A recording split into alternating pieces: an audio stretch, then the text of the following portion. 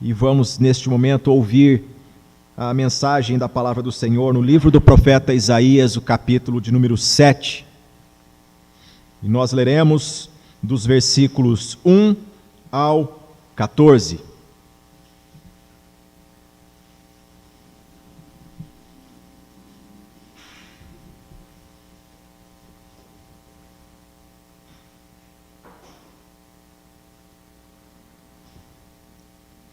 Isaías 7, do versículo 1 ao 14, diz-nos assim a palavra do Senhor. Sucedeu nos dias de Acás, filho de Jotão, filho de Uzias, rei de Judá, que Rezim, rei da Síria, e Peca, filho de Remalias, rei de Israel, subiram a Jerusalém para pelejarem contra ela, porém não prevaleceram contra ela. Deu-se o aviso à casa de Davi: a Síria está aliada com Efraim. Então ficou agitado o coração de Acás e o coração do seu povo, como se agitam as árvores do bosque com o vento. Disse o Senhor a Isaías: agora sai tu com teu filho, que se chama Um Resto Volverá, ao encontro de Acás, que está na outra extremidade do aqueduto do açude superior, junto ao caminho do campo do lavadeiro. E dize-lhe: acautela-te e aquieta-te, não temas, nem se desanime o teu coração por causa destes dois tocos de tições fumegantes, por causa do ardor da ira de Rezim e da Síria e do filho de Remalias. Porquanto a Síria resolveu fazer-te mal, bem como Efraim e o filho de Remalias, dizendo: subamos contra Judá e amedrontemo-lo, e o conquistemos para nós, e façamos reinar no meio dele o filho de Tabeal. Assim diz o Senhor Deus: isto não subsistirá, nem tampouco acontecerá, mas a capital da Síria será Damasco, e o cabeça de Damasco Rezim, e dentro de 65 anos Efraim será destruído e deixará de ser povo. Entretanto, a capital de Efraim será Samaria, e o cabeça de Samaria o filho de Remalias. Se o não crerdes, certamente não permanecereis. E continuou o Senhor a falar com Acás, dizendo: pede ao Senhor teu Deus um sinal, que seja embaixo nas profundezas ou em cima nas alturas. Acás, porém, disse: não o pedirei, nem tentarei ao Senhor. Então disse o profeta: ouvi agora, ó casa de Davi, acaso não vos basta fatigardes os homens, mas ainda fatigais também ao meu Deus? Portanto, o Senhor mesmo vos dará um sinal: eis que a virgem conceberá, e dará à luz um filho, e lhe chamará Emanuel. Que Deus abençoe a sua palavra esta noite.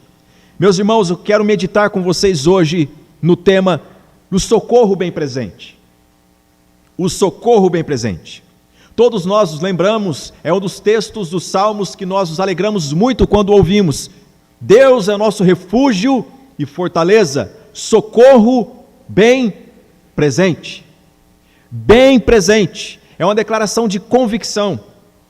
E quando nós pensamos o que é bem presente, a nossa mente ela divaga, e eu quero hoje meditar com vocês o que é o socorro bem presente, o que tanto nós precisamos nesses dias. O mundo está padecendo, porque dia após dia vem avalanches de notícias para amedrontar, para desestabilizar, para desarticular a família, dinâmicas de trabalho, pessoas que estudaram, devotaram a vida para um bom diploma, para um trabalho louvável, agora estão dizendo de que adiantou tudo isso, porque as notícias vêm cada vez mais provocando um fenômeno que até então ninguém esperava. E nós estamos diante de uma história parecidíssima, porque havia um inimigo do reino de Judá. Judá e Israel estavam divididos. Vocês se lembram que o neto do rei Davi, Roboão, ele foi o causador dessa divisão. O reino se dividiu, reino do norte e reino do sul, e tornaram-se inimigos. E agora a palavra do Senhor nos diz que o reino do norte estava aliançado com a Síria, inimigo do povo de Deus. O versículo 6 diz como eles intentavam assolar ao reino de Judá, o reino do sul. Subamos contra Judá e amedrontemo-lo. Note bem isso, não é subamos e façamos paliçadas e façamos um acampamento militar em volta, ateemos fogo, suprimamos os recursos hídricos ou alimentares, subamos e amedrontemo-lo. Por que o medo é estratégia? Porque o medo manipula o homem de dentro para fora. O medo manipula as pessoas de dentro para fora. Através do medo, pessoas ganham muito dinheiro. Através do medo, pessoas alcançam, logram êxito nas coisas mais malignas. E aqui está um inimigo com essa estratégia: subamos e amedrontemo-lo e conquistemos para nós. O mundo está vivendo um período em que o medo, ele está instalado, e aí depois disso não vem uma mensagem de esperança, de alívio, vem outra mensagem para alimentar o medo dentro do povo. Como então nós interpretamos tudo isso? Primeiramente quero meditar com vocês sobre esse rei, cujo nome é Acás. A história de Acás, embora ele seja rei de Judá, descendente do rei Davi, o homem segundo o coração de Deus, Acás era um mau rei. A palavra assim nos diz no segundo livro dos reis, no capítulo 16, e também no segundo livro das crônicas, no capítulo 8. Algumas coisas eu quero pontuar para você aqui, quão mau Acás era. Alguém lendo esse texto e familiarizado com o versículo 14 da promessa de que a virgem conceberia, poderia pensar que aqui é Deus falando com um homem de oração, não é verdade? A promessa foi dada para um homem de oração. Não, a promessa foi num contexto de um homem que duvidava de Deus. Qual é a história de Acás? Ele era descendente do rei Davi, porém não viveu o legado do grande rei Davi. Decididamente não guardou a aliança com o Senhor. Há um texto de Provérbios que é importantíssimo: não remova os antigos marcos estabelecidos por seus pais. Acás não guardou, removeu os marcos estabelecidos pelos pais tementes a Deus. Acás fundiu Baalins. Todos nós lembramos de Baal, que era um ídolo. Baalins eram pequenas estatuetas de Baal que eram introduzidas nos lares para que as famílias cultuassem Baal dentro de casa. Acás, que era descendente de Davi, ele passou a ser um agenciador e profanador do nome de Deus dentro da casa das pessoas. Ele era um homem bom? De jeito nenhum. E quão mau ele era? Não para aí. A história nos diz que ele era tão mau que ele trocou a santidade do templo de Deus, a santidade da lei de Deus, pelo lixão de Jerusalém. Em 2 Crônicas, no capítulo 28, versículo 3, nos dá essa informação, que ele visitava o vale de Rinom. Que é o vale de Rinom? Era o reduto de todo o lixo que o povo lançava ali para fora das muralhas de Jerusalém, e era o local escolhido para cultuar a Moloque, a divindade cananita que recebia crianças em suas mãos incandescentes por carvões. Era uma estátua de bronze grande, que dentro as pessoas introduziam carvões, acendiam, e aquele metal ficava incandescente, uma chapa quente. E o que Moloque gostava na idolatria cananita, ele aceitava sacrifícios de criancinhas. Você pode pensar, Acás foi mal, porque ele visitou esse vale, ele não só visitou, ele sacrificou os próprios filhos. Como pode, meus irmãos, alguém chegar a este ponto? Tudo pode acontecer de ruim na vida de alguém que menospreza a palavra de Deus. Tudo. E Acás é este rei. A palavra do Senhor nos traz a biografia deste homem, que foi um mau rei, e fez o que era mal aos olhos do Senhor, e ele se escorava numa aparente bonança no reino de Judá. E o texto de Isaías, então, é empregado nesse contexto. Aí nós entendemos o que quer dizer, desde o versículo 1, essa expressão: sucedeu nos dias de Acás. Então Isaías está dizendo o seguinte: o que aconteceu foi nos dias de um péssimo rei, nos dias de um governo idólatra que afrontava a Deus, nos dias de um homem que tinha atitudes diabólicas para afrontar a santidade de Deus. Nesses dias, subiram a Jerusalém esta aliança da Síria e Efraim para pelejarem contra ela, porém não prevaleceram contra ela. Já temos uma informação graciosa aqui, porque este rei que merecia a punição, e Jerusalém que estava caminhando com ele merecia, porém não foram atacados. Como que isso aconteceu? Acompanhe comigo. Primeira coisa que quero meditar com vocês é que eles recebem a notícia da ameaça. Diz o versículo 2: deu-se aviso à casa de Davi, a Síria está aliada com Efraim. O inimigo nosso se aliou com um irmão nosso, e o nosso irmão sabe tudo a nosso respeito.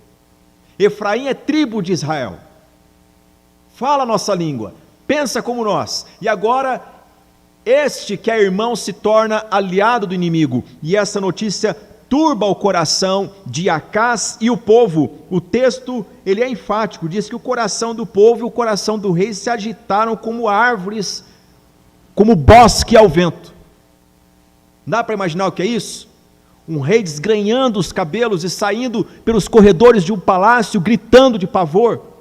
O povo na rua descontrolado, fechando banca, voltando para casa correndo, mães agarrando filhos, porque a notícia é aterradora, é a pior coisa que existe.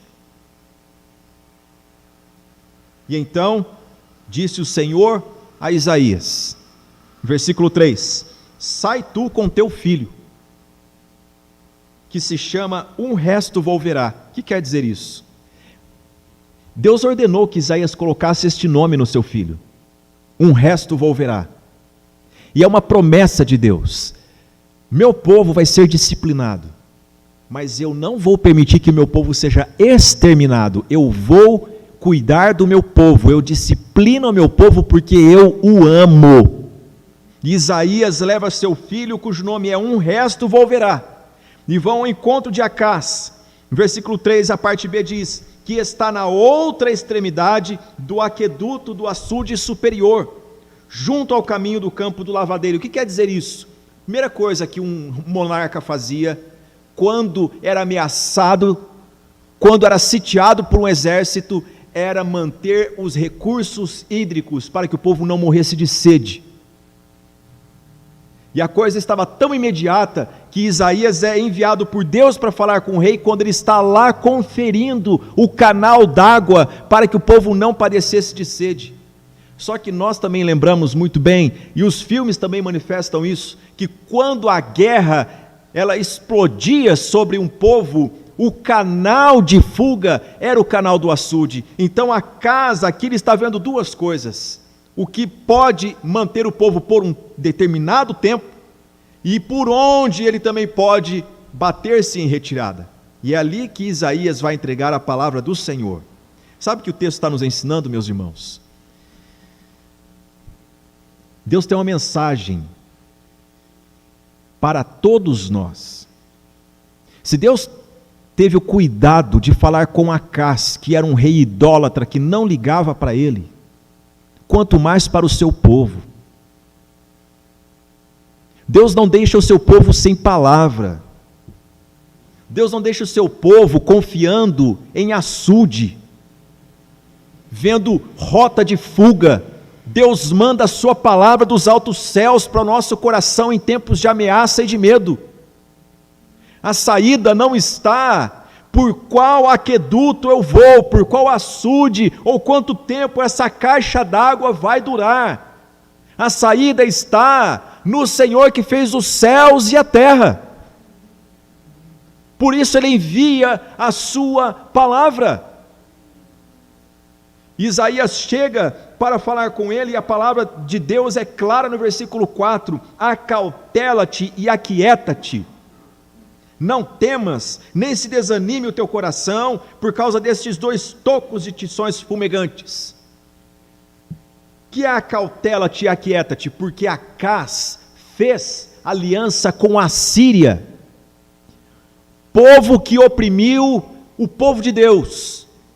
A Síria era inimiga, a Síria era sinônimo de terror para o povo de Israel, mas Acás disse: como eu tenho Efraim aliado com o país, a nação síria, não é país, a nação síria, eu vou recorrer a Assíria, que é muito maior que todos eles. Mas primeiro veio a palavra de Deus dizendo o seguinte: não faça isso, acautela-te, aquieta-te, porque as pessoas pressionavam ele para fazer essa aliança. Segundo o livro dos Reis e Crônicas nos narra isso. Mas veja só, meus irmãos, as realidades que nós temos diante das ameaças, elas são desconcertantes. Porque há aqueles que recebem notícias terríveis, de olha, o perigo está chegando, a ameaça ela está se avolumando, algo mais difícil está por vir, e nós temos ouvido isso. Quando dizem, olha, foi aprovada a vacina, então vai alguém e diz, olha, o vírus sofreu uma mutação e está pior. E o mundo então acolhe esse medo no coração. E meus irmãos, depois que uma pessoa está com medo instalado no seu coração, ela se torna marionete de quem quer que seja,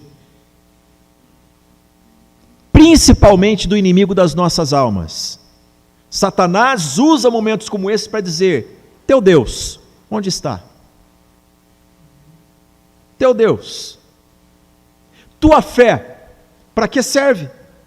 Tua oração, para que serve? Teu Deus te ouve. E por que isso? Porque falta encontro com a palavra de Deus. Defenda-se dos seus medos com a palavra. É isso que Deus está dizendo através de Isaías. Algo aterrador é receber notícias terríveis, consciente de que o modo que se vive é errado, tem culpa no cartório, e aí a pessoa quando recebe, ela se vitimiza, porque comigo, justo comigo. A outra coisa que pode acontecer é a pessoa receber notícia terrível, com um currículo péssimo,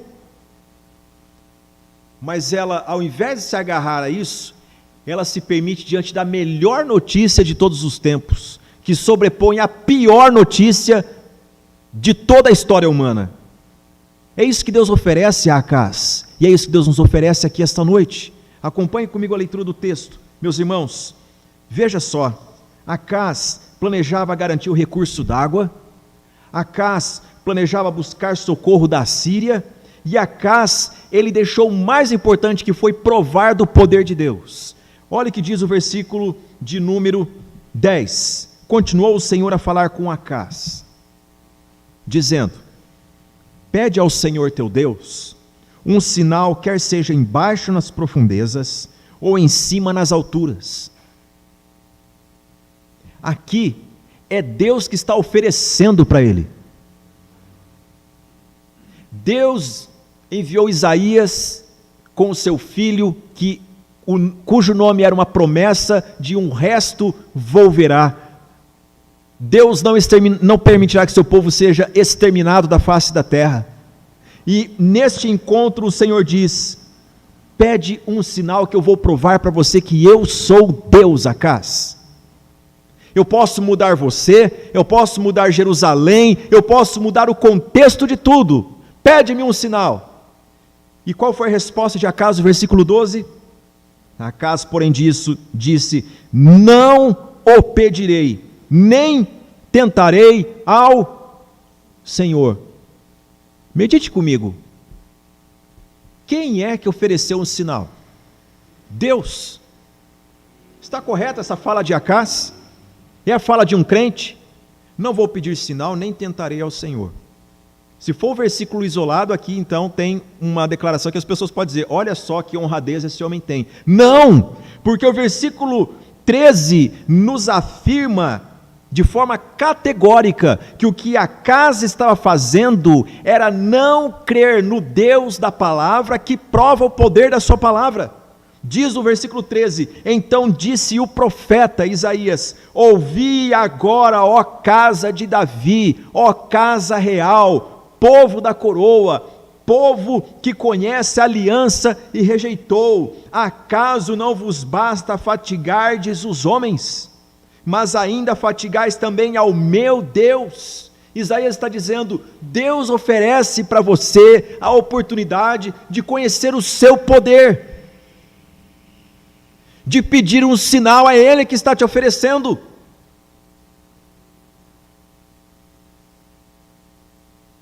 O que Acaz fez foi levantar um véu de piedade numa vida que não era piedosa. Você sabia que há pessoas no mundo que não creem no poder de Deus e não creem na palavra de Deus, e a forma delas se defenderem disso é da forma mais gentleman, mais polida que tem? Não vou me envolver com este assunto. É o que Acaz está fazendo. Quando Deus está dizendo para ele: eu quero provar o meu poder para você, Acaz. Eu vou provar o meu poder para você.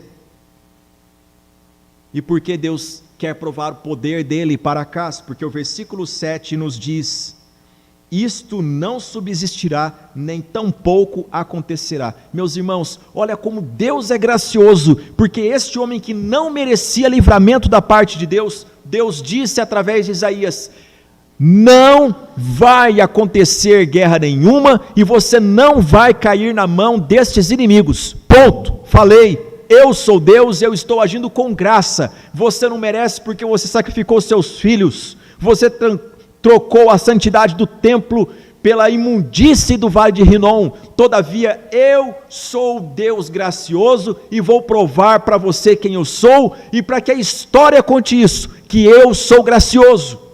Mas mesmo assim ele não cria, e Deus disse: pede-me um sinal. Ele diz: não vou pedir. Então, mesmo Acaz não querendo, vem a declaração que é um dos textos mais conhecidos da palavra, versículo 14: portanto, ou seja, a despeito do que foi dito por você, Acaz, o Senhor mesmo vos dará um sinal. Meus irmãos, esse texto é maravilhoso, porque Isaías está dizendo o seguinte: não importa o que vocês pensam de Deus, não importa o que você aceita ou não de Deus, Deus é gracioso, Ele vai agir com graça pelo amor do seu nome. O Senhor mesmo vos dará um sinal. Você não crê na palavra de Deus, não tem problema, Deus faz valer a sua palavra, mesmo num mundo que padece por não receber a sua palavra. E que sinal é esse? Diz-nos a palavra do Senhor no versículo 14, primeiro lugar: eis que a virgem conceberá. Aqui o Senhor está dizendo o seguinte: eu pedi para que você provasse do meu poder nas profundezas da terra ou nas alturas do céu, mas eu vou provar para você o que está além de tudo isso. Eu vou mostrar o sobrenatural que vai ser contado por toda a eternidade, que o Filho de Deus foi gerado no ventre da Virgem Maria por obra do Espírito Santo de Deus. A segunda coisa que o Senhor fala, e lhe chamará Emanuel. Todos nós sabemos o significado desse nome. Emanuel significa Deus conosco. O que Deus está dizendo para Acaz é: você vai fazer aliança com a Assíria? Os seus conselheiros dizem para você fazer aliança ora com a Assíria, ora com o Egito, porque o medo vem do norte, vem do leste, o medo vem por todos os lados.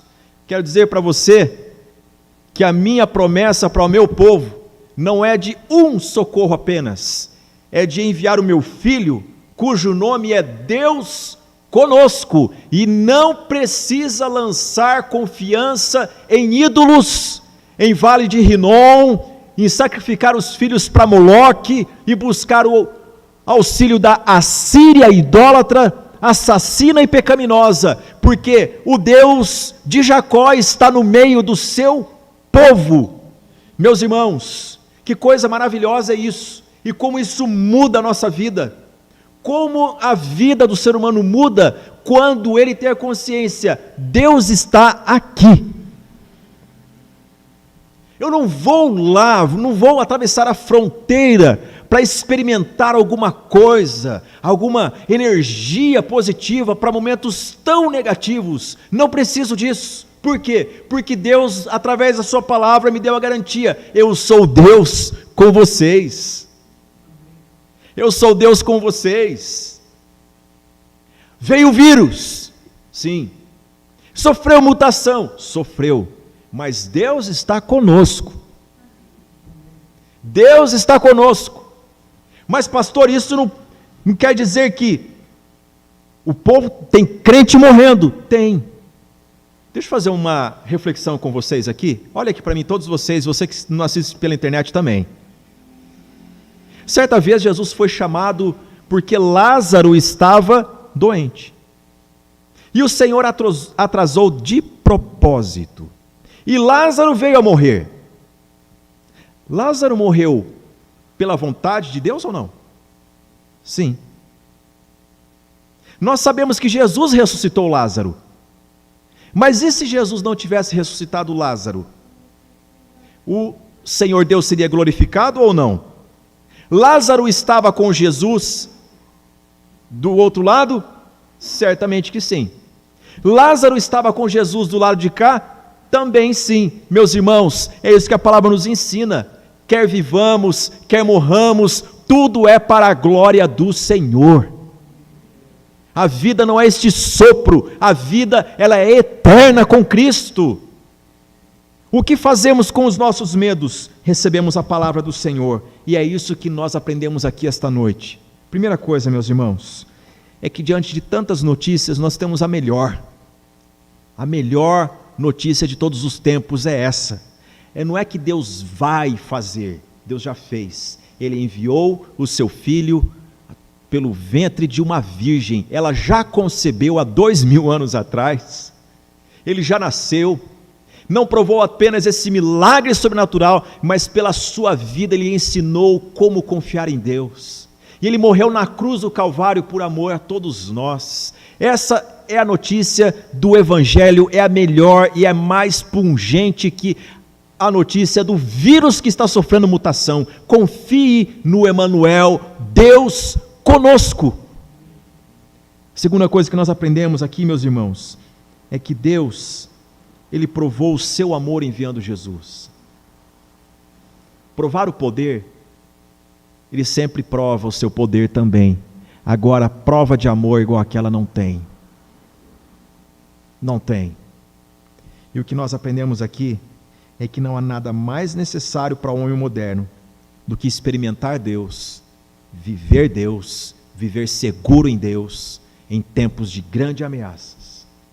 Mesmo Acaz sendo idólatra e não querendo ouvir, Deus disse: mesmo que você não queira receber, O fato é, a virgem conceberá e dará à luz um filho, e o seu nome será Emanuel, porque eu sou Deus com o meu povo, e o meu povo não precisa se amedrontar, sucumbir, fazer alianças para fora, porque eu estou no meio do meu povo. Convido você a se colocar em pé essa noite, e nós vamos orar.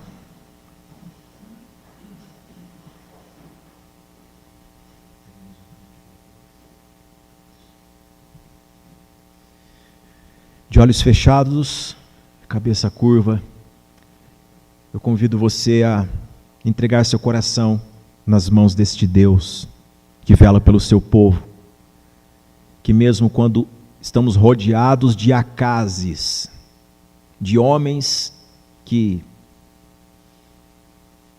envergonham a palavra, que blasfemam contra o Senhor, que dizem, não vou responder a Deus, mesmo Ele dizendo que pode provar o seu poder, nós temos a palavra de Deus que diz, eu invado a história com amor, enviando o meu Filho, e o seu nome é Deus conosco. Você pode sair daqui hoje com essa convicção, Deus é comigo, Deus não é contra você, a não ser que você esteja vivendo num vale de Rinom, sacrificando seus filhos como Acás fazia. Mas hoje graça de Deus é oferecida, perdão de Deus, para que você ande em harmonia com Deus. Justificados pela fé, temos paz com Deus. A maior convicção que pode ter na vida de uma pessoa é caminhar em paz com Deus. Oremos. Senhor, graças te damos por tua santa palavra, que vem ao nosso encontro, em tempos de ameaças, de medos, de exércitos que não conhecemos, que não enxergamos. Nós precisamos da viva convicção que a tua palavra nos traz. Deus está entre nós, a vida é para Ele, se vivemos é para Ele, e se partimos é com Ele que estaremos. Senhor, muda a disposição do nosso coração, humildemente pedimos, que pela tua palavra, a nossa consciência, a nossa forma de pensar da vida e da morte mude, e que o nosso hoje seja um hoje cheio de esperança, de que Deus é o Deus que sara, o Deus que cura, o Deus que livra o seu povo, o Deus que está conosco, é a nossa salvação. Bendito seja o nome do Senhor, que saiamos daqui crentes e fervorosos pelo poder da tua palavra, em nome de Jesus oramos, amém.